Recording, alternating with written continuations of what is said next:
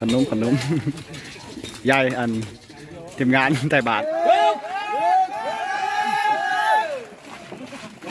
มันจะแซมนี่แหละนี่ก๊อกเซ่ปลาแก่ได้เลยนี่ตัวนี้ก็ไปทางนี้เนอะตัวนี้ไปทางนี้แล้วก็ซ้ำแล้วนี่เบิ้งสิพาย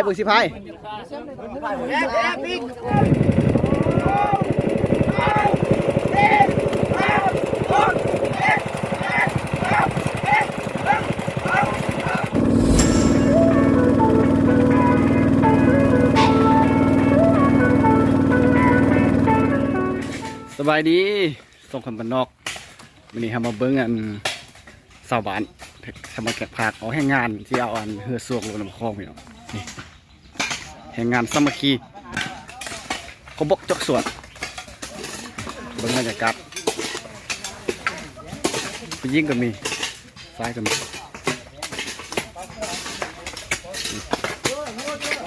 เอาให้งานลมสามัคคีพี่น้อง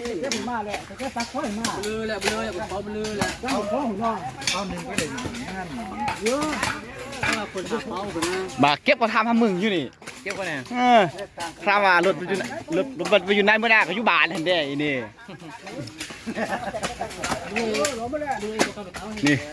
อันนี้ข้องเทแหละอันนี้หัวหน้านี่ตึ้งไปเจ้าเมื่อไหร่อ่ะเบ็ดเนี่ยไว้ลูกตัวไปใส่ตัวขึ้นนะมาใหญ่มันทิ้งจังทำเพลนี่เขาเฮ้ยพุทธใหญ่โมแอท้ายเลยนี่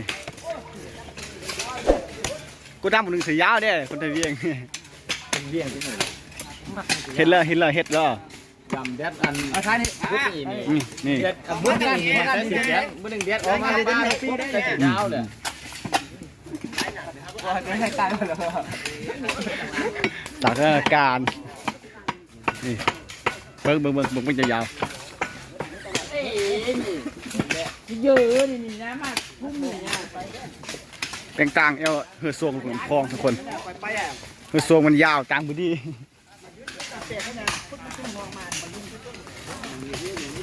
นี่ฮอตแฮ่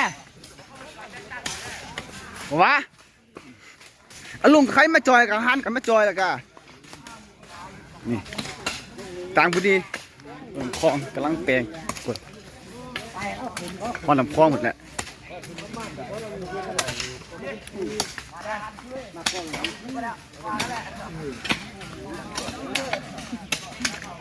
มาคัดบอลนั้นบอลใหญ่ก่อนสู้มีสัตว์เด็ดยายขนมแล้วนี่สัตว์ยายขนมนี่ยายขนมอันนั้นนี่แหละได้เฮ็ดแด่นี่บรรยากาศ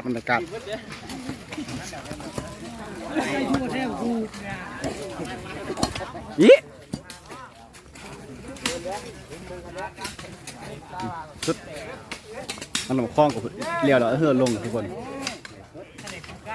ตัดต่อตอนนั้นเอาเฮือลงไปเดียวทุกคนจับหมูแร่ตายเหรอป้าโอ้ยมาล่ะหมดนี่ขนมยายอันทีมงานไต่บานแล้วคนดังลงก็คุณรักชื่อบ้านกัน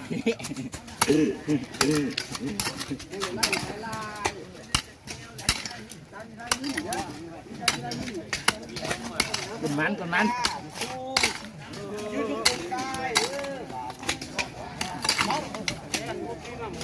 นี่มันคุมพวกวันหันนะเข้ามา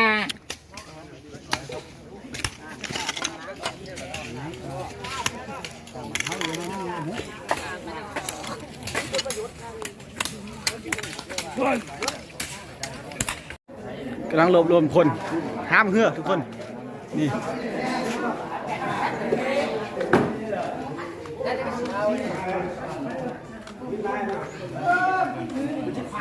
กำลังออกไปทุกคนนี่ กำลังหามเหือลงทุกคนลงลำคลองเหือซวง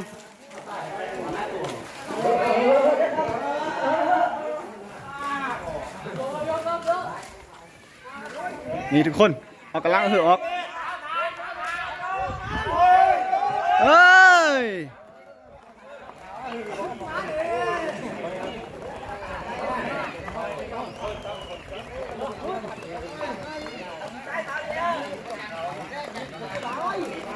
มีตีขาวแล้วมีตีขาวแล้วเป็นมือกองเหือ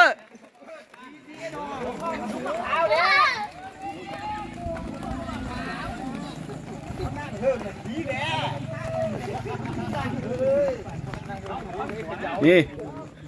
เพื่อส่งแกงภาค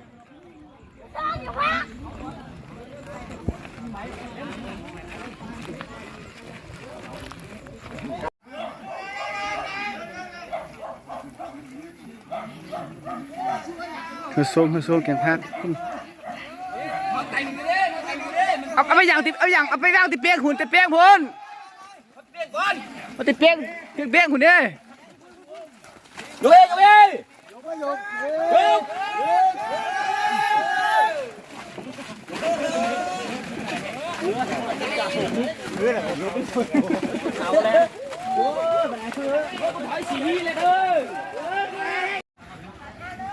ก้อยพังเนื้อคืนนี้ก้อย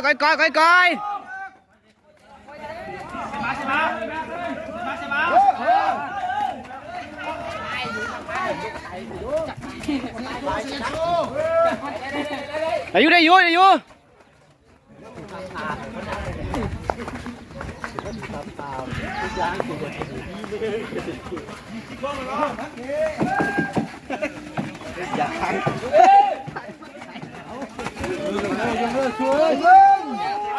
ให้คลิปก่อนให้คลิป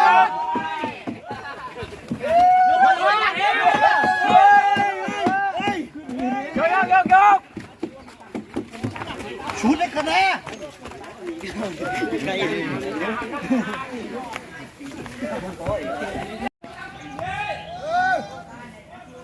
กวนไปไงหายมันนี่หอดดำแล้วยกสูง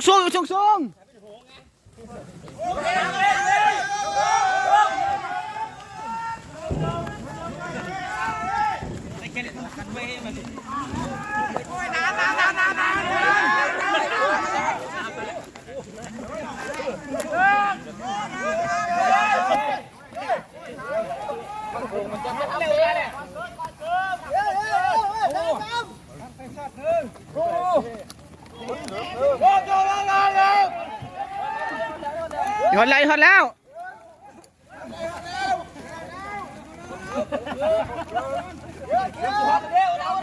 ปดเกือบมันล้วงปดเกือบคือมันเลยเนอะ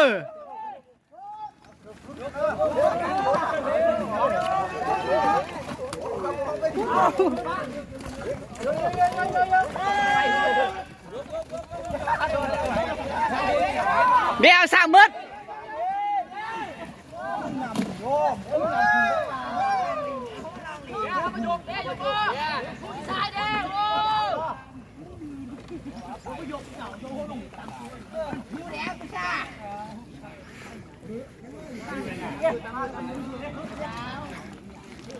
จบเหลืองฮอดทุกคนเบิ่งด้วยกดบ่กดมึงเด้อบ่กด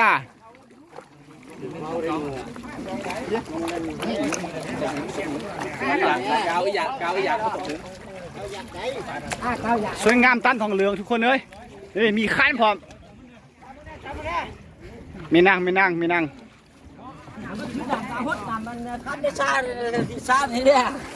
นี่ทุกคนมีขั้นพร้อมมีแซมพร้อมแซมเก้านี่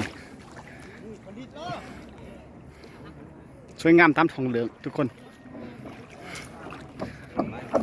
โหใส่บึงเด้อ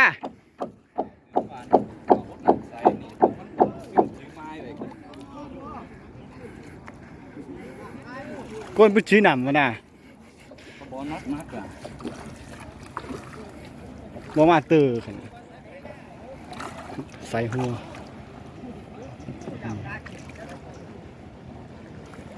สวยงามตามท้องเดินทุกคน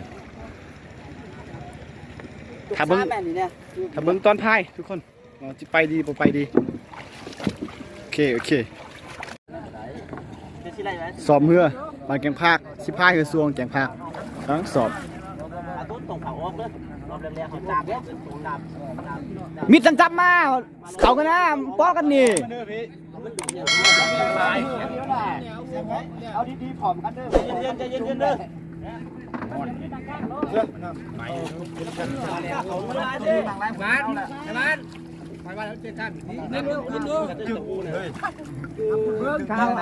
นี่ไว้ไอ้สูขอเว้ยตั้งเลยชมได้เพื่อนอ่ะตั้งตายห่วงได้เพราะไฟสับเดี๋ยวขอแพ้นี่ดีกว่าครั้งครับกูไปยืนอย่าสิพายแกงภาคซ้อมนี่เบิ่งแต่แซมนี่แหละนี่ก๊อกเซ่แต่ได้เลย นี่ ตัวนี้ก็ไฟทางนี้เนอะตัวนี้ไฟทางนี้แล้วก็ตามเราดิ เบิ่งสิพายเอาดี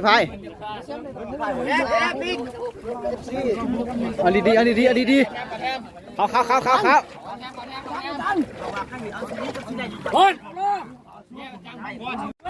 กลุ่มโหดเนี่ย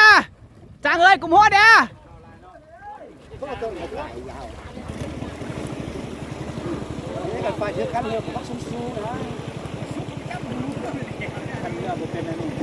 โอ้สุกวันออกเยอะเตะละกัน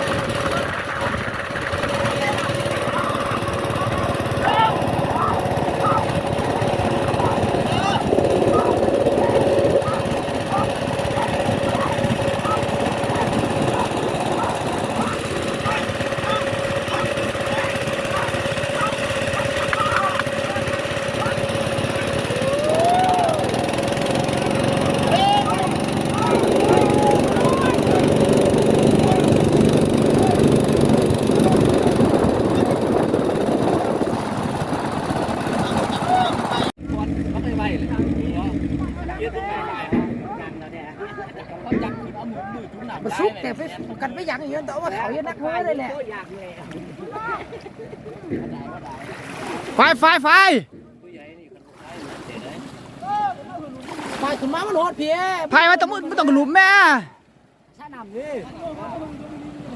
เก่าสำหรับการพายซ้อมมื้อนี้ก็ปิดคลิปเฮลซีเนาะ